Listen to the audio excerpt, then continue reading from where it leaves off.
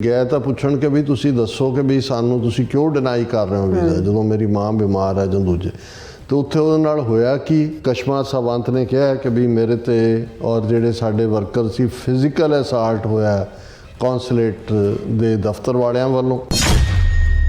Consulate ने रिपीटडली ये सानू धमकियां दित्तियां भी असीं कॉप्स नूं बुला लांगे। फिर साडे फोन खोण की कोशिश की और ये फिजिकली जिहड़ा सानू उत्थों चुक के उस एरिए चों बाहर कढ़ण की कोशिश की।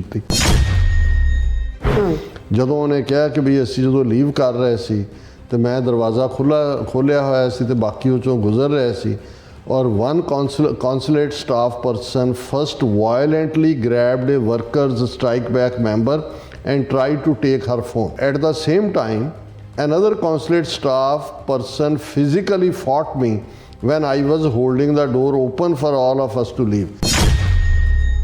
consulate staff हो रहा है और हो उस नाल रहा जिहड़ी उन्हां दे अपना धर्म मनण वाली बीबी है और वो सधारण नहीं है, वो कौंसल वोमन है, वो चुन के आई हुई है लोग और उहदे उत्ते भी अटैक।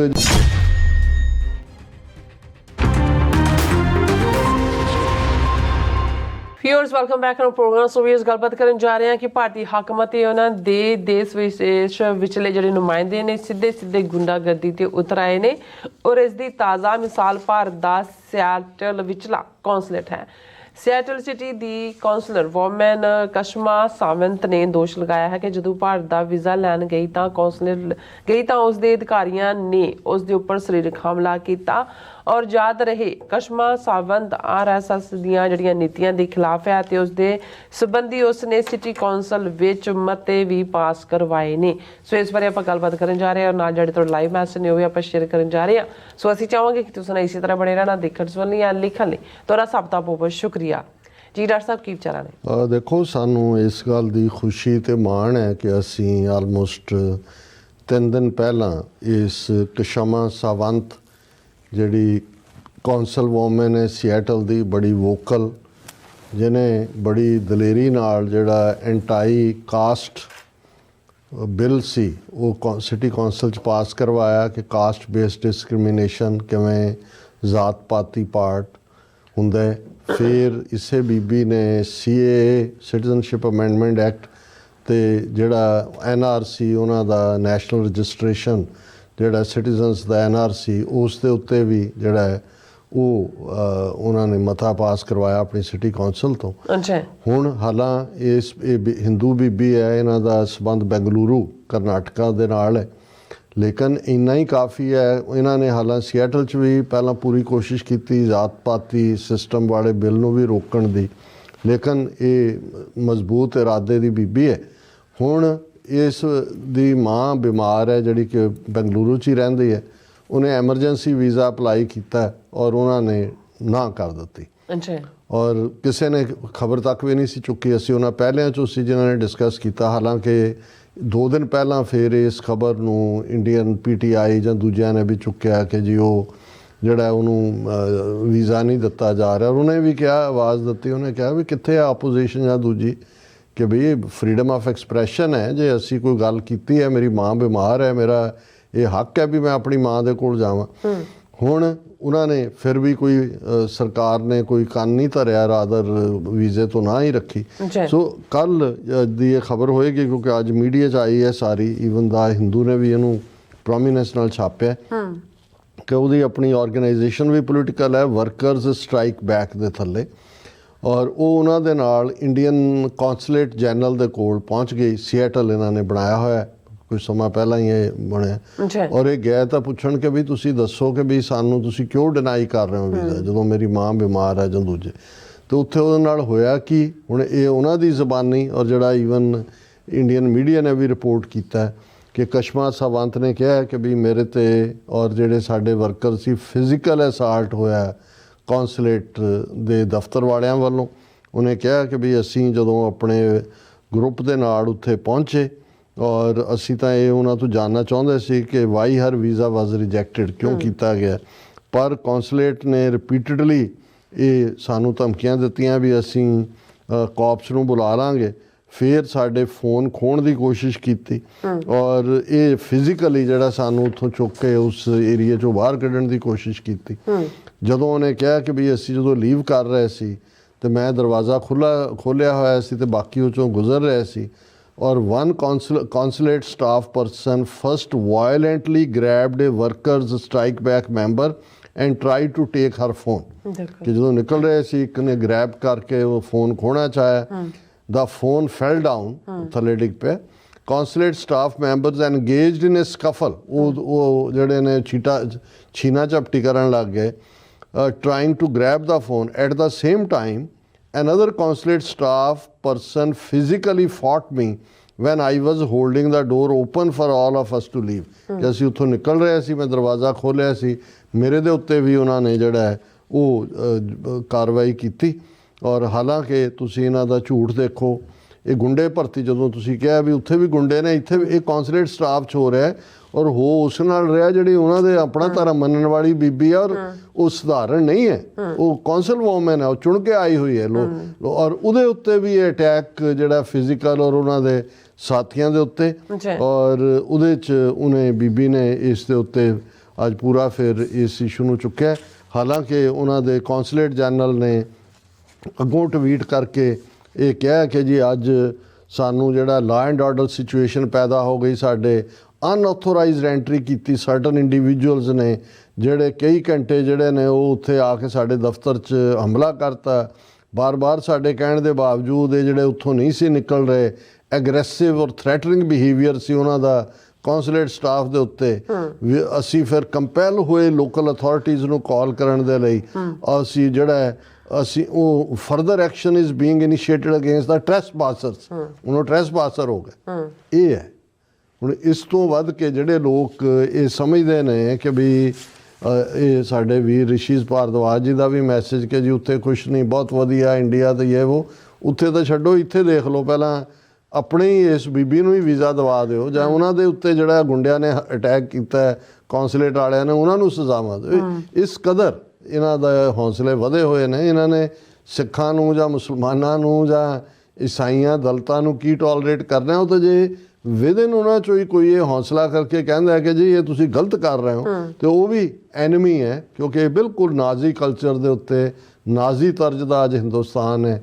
ਜੋ 1930 'ਚ ਨਾਜ਼ੀ ਪਾਰਟੀ ਨੇ ਜਿਸ ਕਿਸਮ ਦੀ ਨਫ਼ਰਤ ਭਰ ਦਿੱਤੀ ਸੀ ਲੋਕਾਂ 'ਚ, ਜਿਸ ਕਿਸਮ ਦਾ ਵਰਤਾਰਾ ਸੀ, ਉਹ ਅੱਜ ਦੇਖਣ ਨੂੰ ਆ ਰਿਹਾ ਸਾਹਮਣੇ। ਜੀ ਡਾਕਟਰ ਸਾਹਿਬ ਤੁਹਾਡਾ ਬਹੁਤ ਬਹੁਤ ਸ਼ੁਕਰੀਆ। ਹੁਣ ਆਪਾਂ ਆਪਣੇ ਰਿਵਿਊਜ਼ ਮਾਸਟਰ ਨੇ ਉਹ ਲੈਣ ਜਾ ਰਹੇ ਹਾਂ। ਸਭ ਦਾ ਬਹੁਤ ਬਹੁਤ ਸ਼ੁਕਰੀਆ ਅਦਾ ਕਰਦੇ ਹਾਂ। ਬਲਜੀਤ ਵਰੈਦ ਜੀ ਸਾਡੇ ਪਹਿਲੇ ਵਿਊਅਰ ਨੇ, ਇਹ ਸਾਨੂੰ ਫਤਿਹ ਬੁਲਾਉਂਦੇ ਨੇ, ਔਰ ਸੋਨਮਲ ਜੀ, ਫਿਰ ਇਸ ਤਰ੍ਹਾਂ ਪਾਲ ਸਿੰਘ ਜੀ, ਲਖਦੀਪ ਸਿੱਧੂ ਜੀ, ਨਿਹੰਗ ਸਿੰਘ ਜੀ, ਇੰਦਰਜੀਤ ਸਿੰਘ ਸੰਧੂ ਜੀ, ਗੁਰਮਹਿੰਦਰ ਸਿੰਘ ਜੀ और शुकर सिंह जी, और इसी तरह राजविंदर सिंह जी, परमिंदर जी, राजनप्रीत सिंह जी और नवाज चौधरी जी। ये अस्सलाम वालेकुम कहते हैं व्यूअर्स ਨੂੰ टीवी 84 ਦੇ, और wish you all with peace and prosperity. Sikhs Muslim brotherhood जिंदाबाद, only one solution in South Asia for peace, freedom of Kashmir and Khalistan। Nawaz Chaudhary ਸਾਹਿਬ ਬਹੁਤ ਬਹੁਤ ਸ਼ੁਕਰੀਆ। ਤੁਸੀਂ ਬਿਲਕੁਲ ਠੀਕ ਕਿਹਾ ਕਿ ਜਦੋਂ ਤੱਕ ਇਹਨਾਂ ਦਾ ਗਲਬਾ ਹੈਜੇਮਨੀ ਨਹੀਂ ਟੁੱਟਦੀ, ਖਾਲਿਸਤਾਨ ਆਜ਼ਾਦ ਨਹੀਂ ਹੁੰਦਾ, ਕਸ਼ਮੀਰ ਆਜ਼ਾਦ ਨਹੀਂ ਹੁੰਦਾ, ਸਾਊਥ ਏਸ਼ੀਆ ਦੇ ਵਿੱਚ ਪੀਸ, ਸਟੇਬਿਲਿਟੀ ਔਰ ਪ੍ਰੋਸਪੈਰਿਟੀ ਨਹੀਂ ਹੋ ਸਕਦੀ। और इसी तरह सिंह मालवी दी, और इसी तरह नवाज चौधरी जी, और इसी तरह कहते हैं कुलदीप कौर जी, गुरमहिंदर सिंह जी, राजा इमरान इकबाल जी। ये कहते ने दुश्मन मेरे खुशी ना करिए, दुश्मन मरे ता खुशी ना करिए, सजना भी तुर जाना, बट ट्रंप न्यूयॉर्क जो इंडिया को उसकी औकात दिखा दी है, दिल बहुत खुश हुआ। और गुरचरण चीमा जी, गुरमहिंदर सिंह जी, गुरप्रीत सिंह जी, KGR जी, और इसी तरह गुरमहिंदर सिंह जी कहते पंजाब के लोग गुलाम ने वीरे डरदे नहीं बोलते। सुखजीवन सिंह, सुखजीवन बच्चू जी, और हैप्पी यूट्यूबर जी, पन्नू जी, फिर इसी तरह अली जट जी, और इसी तरह तुहानू कहते ने सर लव यू, और मोहम्मद याकूब जी, इन्होंने काफ़ी सारे मैसेज ने। ਆਪਣੇ ਗੁਰਪ੍ਰੀਤ ਸਿੰਘ ਦਾ ਸੀ ਕਿ ਬਾਹਰਲੇ ਦੇਸ਼ਾਂ ਦੇ ਲੋਕਾਂ ਵਿੱਚ ਖਾਲਿਸਤਾਨ ਬਣਾਉਣ ਦੀ ਇੱਛਾ ਹੈ, ਪੰਜਾਬ ਦੇ ਲੋਕ ਕਿਉਂ ਨਹੀਂ ਬੋਲਦੇ, ਇਸ ਦਾ ਕੀ ਕਾਰਨ ਹੈ? ਗੁਰਪ੍ਰੀਤ ਸਿੰਘ ਜੀ, ਹਕੀਕਤ ਇਹ ਹੈ ਵੀ ਪੰਜਾਬ ਦੇ ਲੋਕ ਵੀ ਚਾਹੁੰਦੇ ਨੇ, ਔਰ ਤੁਸੀਂ ਪਾਰਲੀਮੈਂਟ ਦੀਆਂ ਚੋਣਾਂ ਵੇਲੇ ਦੇਖਿਆ ਅੰਮ੍ਰਿਤਪਾਲ ਸਿੰਘ, ਸਰਬਜੀਤ ਸਿੰਘ ਦੋਨੋਂ ਹੀ ਪੰਥ ਪ੍ਰਸਤ ਕੈਂਡੀਡੇਟ ਕਿਵੇਂ ਲੋਕਾਂ ਨੇ ਵੋਟਾਂ ਪਾਈਆਂ ਨੇ, ਔਰ ਕਿਵੇਂ ਭਾਈ ਅੰਮ੍ਰਿਤਪਾਲ ਸਿੰਘ ਉਹਨਾਂ ਨੂੰ 2200 ਕਿਲੋਮੀਟਰ ਦੂਰ ਜਿਹੜਾ ਹੈ ਪਹਿਲਾਂ NSA ਹੁਣ ਕ੍ਰਿਮੀਨਲ ਕੇਸ ਬਣਾ ਦਿੱਤਾ। ਸੋ ਉੱਥੇ ਵੀ ਜਿਹੜੀਆਂ ਕੁਰਬਾਨੀਆਂ ਹੋਈਆਂ, 1.5 ਲੱਖ ਨੌਜਵਾਨ ਅੱਗੇ ਆਏ ਜਿਨ੍ਹਾਂ ਨੇ ਉਸੇ ਹੀ ਧਰਤੀ ਦੇ ਪੁੱਤਰ ਪੁੱਤਰੀਆਂ ਨੇ। ਸੋ ਇਹ ਗੱਲ ਠੀਕ ਨਹੀਂ ਹੈ। ਇਹ ਠੀਕ ਹੈ ਕਿ ਵੀ ਉੱਥੇ ਉਹ ਨਾ ਕੋਈ ਲੀਡਰਸ਼ਿਪ ਉੱਭਰਨ ਦਿੰਦੇ ਨੇ, ਨਾ ਉਸ ਕਿਸਮ ਦਾ, ਪਰ ਜਦੋਂ ਵੀ ਲੋਕਾਂ ਨੂੰ ਮੌਕਾ ਬਣਦਾ ਉਹ ਇਹ ਦੱਸਦੇ ਨੇ ਵੀ ਉਹ ਆਜ਼ਾਦੀ ਚਾਹੁੰਦੇ ਨੇ। ਜਾਕੂਬ ਜੀ ਜੁम्मा ਮੁਬਾਰਕ ਕਹਿੰਦੇ ਨੇ ਔਰ ਲਵ ਖਾਲਿਸਤਾਨ ਕਹਿੰਦੇ ਨੇ। ਫਿਰ ਇਸੇ ਤਰ੍ਹਾਂ ਹਰਵਿੰਦਰ ਸਿੰਘ ਜੀ, ਰਿਸ਼ੀ ਭਾਰਤਵਾਜ ਜੀ, ਉਹਨਾਂ ਦੀ ਗੱਲ ਮੈਂ ਜਤਿੰਦਰ ਸਿੰਘ ਜੀ, ਫਿਰ ਇਸੇ ਤਰ੍ਹਾਂ ਬਲਿਹਾਰ ਸਿੰਘ ਟਿਵਾਣਾ ਜੀ, ਅਲੀ ਜੱਟ ਜੀ। ਸਰ ਇਹ ਪਾਕਿਸਤਾਨ ਪਲੀਜ਼ ਗੱਲ ਆਪਕੀ ਠੀਕ ਹੈ, ਮਤਲਬ ਕੋਈ ਤੁਸੀਂ ਗੱਲ ਕੀਤੀ ਹੈ ਪਾਕਿਸਤਾਨ ਬਾਰੇ। ਰਣਜੀਤ ਸਿੰਘ ਜੀ, ਫਿਰ ਇਸ ਤਰ੍ਹਾਂ ਮੁਹੰਮਦ ਜੀ, ਔਰ ਇਸੇ ਤਰ੍ਹਾਂ दीपक चोपड़ा जी, और इस तरह मोहम्मद जाकूब जी आपस में चैट कर रहे हैं एक दूजे नाल। दलजीत सिंह गाना याद करवा दिता जिहड़ा 1990 च बड़ा पॉपुलर सी, बच बुरे हालातां तो पत्ता पत्ता सिन्हा दा वैरी। हाँ जी नहीं, इन्हां दी चैट भी चल रही सी दीपक चोपड़ा इन्हां दा नाम जाकूब जी दी। और दलजीत सिंह जी कहंदे डॉक्टर साहब नकोर ते सब खालसानियां नूं वाहिगुरू जी का खालसा वाहिगुरू जी की फतेह। Ajaib Singh ji, very good information, Waheguru ji TV 84 ਦੀ ਸਾਰੀ ਟੀਮ ਨੂੰ ਚੜ੍ਹਦੀ ਕਲਾ ਰੱਖਣ। ਇਸ ਤਰ੍ਹਾਂ ਭਾਰਤੀ ਤੇ ਗੋਦੀ ਮੀਡੀਆ ਦੀਆਂ ਚੀਕਾਂ ਬਹੁਤ ਪਾਉਂਦੇ ਰਹੋ। ਅਜੈਬ ਸਿੰਘ ਜੀ ਬਹੁਤ ਸ਼ੁਕਰੀਆ, ਬੜੀ ਦੇਰ ਬਾਅਦ ਤੁਸੀਂ ਆਏ ਹੋ। ਇਹ ਸਾਡੇ ਵੀਰ ਸੀਐਟਲ ਬੇਸਡ ਨੇ ਔਰ ਬੜੇ ਸੂਝਵਾਨ ਨੇ ਜੀ। ਔਰ ਇਸੇ ਤਰ੍ਹਾਂ ਹਾਂਜੀ ਮੁਹੰਮਦ ਜਾਕੂਬ ਜੀ ਕਹਿੰਦੇ ਅਲੀ ਜੱਟ ਅੱਛਾ ਆਪਸ ਵਿੱਚ ਲੱਗੇ ਨੇ। ਸੁਰਜੀਤ ਕੌਰ ਜੀ, ਫਿਰ ਇਸੇ ਤਰ੍ਹਾਂ ਹਾਂਜੀ ਇਹ ਦੀਪਕ ਚੋਪੜਾ ਤੇ ਮੁਹੰਮਦ ਜਾਕੂਬ ਜੀ ਆਪਸ ਵਿੱਚ ਲੱਗੇ ਹੋਏ ਨੇ। ਔਰ ਦਰਸ਼ਨ ਸਿੰਘ ਜੀ ਕਹਿੰਦੇ ਸਿਕਿਉਰਿਟੀ ਦੇਵਾਂਗੇ ਤੁਹਾਨੂੰ ਅਬਦਾਲੀ, ਸਿਕਿਉਰਿਟੀ ਦੇਵੇਗਾ ਤੁਹਾਨੂੰ ਅਬਦਾਲੀ, ਔਰ ਆਜ਼ਾਦੀ ਹਾਲ ਹੈ ਖਾਲਸਾ ਜ਼ਿੰਦਾਬਾਦ। ਇਹ ਦੀਪਕ ਚੋਪੜਾ ਨੂੰ ਕਹਿ ਰਹੇ ਨੇ। ਕੁਲਦੀਪ ਸਿੰਘ ਜੀ, ਔਰ ਇਸੇ ਤਰ੍ਹਾਂ ਧਰਮ ਸਿੰਘ ਜੀ, ਜਾਕੂਬ ਜੀ, ਫਿਰ ਇਸੇ ਤਰ੍ਹਾਂ ਹਾਂਜੀ ਮਨਜੀਤ ਸਿੰਘ ਜੀ, ਔਰ ਸਤਨਾਮ ਸਿੰਘ ਜੀ। ਅਲਮਾਈਟੀ ਲਾਈਟਨਿੰਗ ਜੀ ਕਹਿੰਦੇ ਨੇ ਕਿ ਡਾਕਟਰ ਸਾਹਿਬ no I'm really feel to sleep long life. ਹਾਂਜੀ real truthful seen in Sikh accord to almighty. ਬਹੁਤ ਸ਼ੁਕਰੀਆ ਅਲਮਾਈਟੀ ਜੀ, ਤੁਸੀਂ ਅਲਮਾਈਟੀ 'ਚ ਯਕੀਨ ਕਰਦੇ ਹੋ, ਸਭ ਕੁਝ ਅਲਮਾਈਟੀ ਦੇ ਹੱਥ ਵਾਸੀ ਹੈ।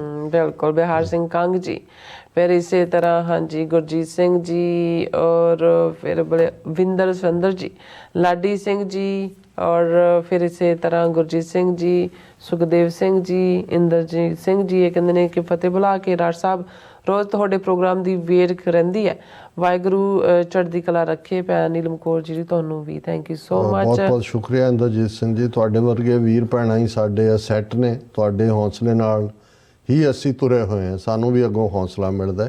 ਔਰ ਮਨਪ੍ਰੀਤ ਸਿੰਘ ਜੀ ਕਹਿੰਦੇ ਨੇ ਫਤਿਹ ਬੁਲਾ ਕੇ ਕਹਿੰਦੇ ਨੇ ਕਿ ਡਾਕਟਰ ਸਾਹਿਬ ਜੀ ਬਹੁਤ ਸਾਰੇ ਐਸੇ ਸੀ ਜਿਹੜੇ ਡਿਪੋਰਟ ਹੋ ਕੇ ਆਏ ਸੀ, ਜਿਨ੍ਹਾਂ ਸਭ ਕੁਝ ਵੇਚਤਾ ਯੂਸੇ ਜਾ ਉਹਨਾਂ ਹਾਂਜੀ ਬੁਰਾ ਹੋਇਆ ਕਹਿੰਦੇ ਉਹਨਾਂ ਨਾਲ ਹਾਂਜੀ।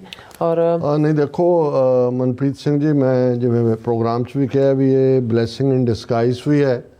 ਇਹਦੇ ਨਾਲ ਦੋ ਫੈਕਟਰ, ਇੱਕ ਤਾਂ ਇਹ ਰੀਅਲਾਈਜੇਸ਼ਨ ਕਿ ਅਸੀਂ ਗੁਲਾਮ ਹੈ, ਔਰ ਜਿਹੜੀ ਪੰਜਾਬ 'ਚ ਵਾਸਟ ਲੈਵਲ ਦੇ ਉੱਤੇ ਮਾਈਗ੍ਰੇਸ਼ਨ ਹੋ ਰਹੀ ਸੀ, ਮੈਨੂੰ ਲੱਗਦਾ ਵੀ ਉਹਨੂੰ ਚੈੱਕ ਵੀ ਮਿਲੇਗਾ। ਔਰ ਪੰਜਾਬ ਦੀ ਧਰਤੀ ਦੇ ਉੱਤੇ ਜਿਹੜਾ ਇਹ ਡੈਮੋਗ੍ਰਾਫੀ ਬਦਲਣ ਦੀ ਲਾਈਨ ਸੀ ਇਹਨਾਂ ਦੀ ਕਿ ਯੂਪੀ ਬਿਹਾਰ ਦੇ ਲੋਕਾਂ ਨੂੰ ਲਿਆ ਕੇ ਵਸਾਉਣ ਦੀ, ਇਸ ਨੂੰ ਵੀ ਥੋੜੀ ਠੱਲ ਪਏਗੀ। ਮੁਹੰਮਦ ਜਾਕੂਬ ਜੀ ਕਹਿੰਦੇ ਚਲੋ ਖਾਲਿਸਤਾਨ ਚਲੋ, ਕਹਿੰਦੇ ਹੁਣ ਵਕਤ ਆ ਗਿਆ।